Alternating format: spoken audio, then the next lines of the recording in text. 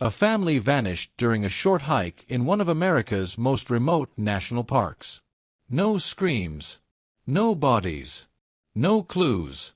5 years later, one of them suddenly walked out of the wilderness alone, barefoot, broken, and officially declared dead. But doctors said her body told a darker story. And what investigators found next changed everything. 5 years. That's how long the Ramirez family was missing before one of them suddenly walked back into civilization, alone. When a barefoot woman collapsed outside a remote Arizona truck stop just before dawn, no one recognized her at first. Her hair was matted, her skin cracked from sun and dehydration, and her eyes carried the hollow stare of someone who had spent years looking at nothing but darkness. But when police ran her fingerprints, the room went silent. Because according to every official record, Marisol Ramirez had been dead for half a decade. She vanished with her husband and young son during what was supposed to be a short family hike in one of America's most unforgiving national parks. No distress call. No bodies. No clues. The case was quietly closed, until Marisol returned with a story so disturbing, investigators weren't sure whether she was a victim, or something far more dangerous. And tonight, you're about to hear that story in full. But before we begin, if you're fascinated by real cases where survival, deception, and human darkness collide, make sure you subscribe, turn on notifications, and stay with us until the end. Because what investigators discovered after Marisol's return would force them to reopen a case no one ever expected to touch again. Let's begin.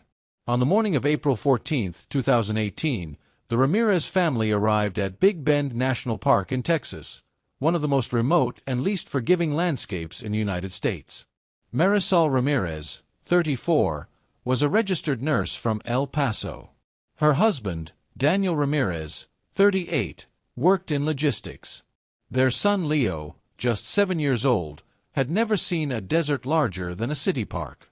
The trip was meant to be educational, 2 nights camping, short hikes, memories under open skies. Security footage captured the family unloading their vehicle at the Santa Elena Canyon trailhead at 8:41 a.m. They wore light hiking gear, carried water, snacks, and a single printed trail map. Rangers later confirmed Marisol logged their intended route, a partial canyon hike, lunch, then back before sunset. Multiple hikers reported seeing them that morning, Daniel lifting Leo onto a rock, Marisol taking photos, laughing. That was the last time anyone saw the Ramirez family together. By nightfall, their SUV was still parked in the same spot. No texts. No check-in. No emergency beacon activation. By sunrise the next morning, Big Bend National Park launched a search. Search and rescue teams faced a nightmare scenario. Big Bend is vast, harsh, and deceptive. Temperatures swing violently. Canyons create blind zones. One wrong turn can lead miles away from help with no landmarks.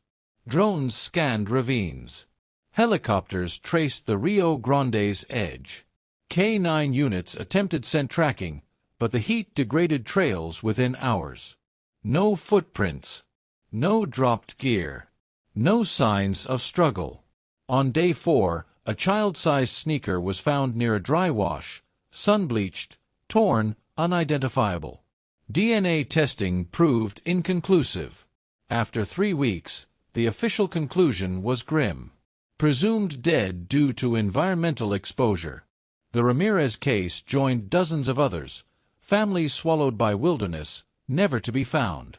Until 5 years later. At 3:12 a.m. on September 2, 2023, a security camera at a truck stop near Marfa, Texas recorded a woman staggering out of the darkness. She was barefoot, severely malnourished, bleeding from cracked skin. She collapsed beside the fuel pumps. When police arrived, she whispered one name. Leo. Fingerprints confirmed her identity. Marisol Ramirez. Alive. But her husband and child were still missing. Doctors were immediately alarmed. Marisol's body showed severe vitamin D deficiency. Muscle atrophy inconsistent with desert survival. Healed fractures untreated. Circular scars on wrists and ankles. Extreme light sensitivity. One doctor said it plainly. She wasn't surviving outside. She was kept somewhere. When Marisol was strong enough to speak, her account raised more questions than answers. She claimed, "A man attacked them near the canyon. Daniel was killed during a struggle. Her son was taken. She was held for months before escaping." But medical evidence contradicted her timeline. Months didn't explain years of damage. Psychologists noticed something else. Marisol showed control patterns, not fear reflexes. She avoided questions about her son. She corrected investigators when they used the word victim. She never once asked if Leo had been found. Forensic teams analyzed dirt embedded in Marisol's skin. It wasn't Big Bend soil. It came from Coconino National Forest, Arizona, over 600 miles away. She hadn't escaped the desert. She'd been somewhere else entirely. Recently, thermal drones found it. A concealed underground structure near Mogollon Rim. Inside, 2 chambers, restraint hooks, child-sized handprints in mud, over 1,700 tally marks. One marking was different. A name, Leo, carved over and over. Fingerprints inside the bunker didn't belong to a stranger. They belonged to Marisol Ramirez. She wasn't the prisoner. She was the keeper. Investigators uncovered evidence that Daniel had discovered something horrifying during the hike. Marisol's long-standing obsession with isolation survival, journals detailing controlled environments, and plans written years before the trip. The hike wasn't an accident. It was a transfer. Leo didn't die.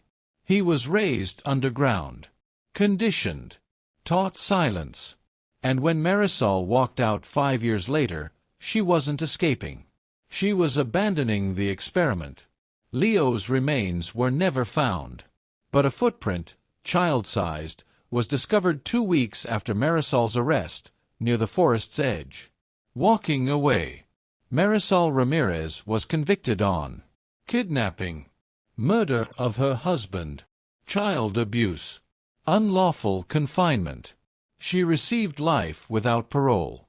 But the case remains open, because somewhere in the forests of Arizona, a boy who grew up in darkness may still be alive.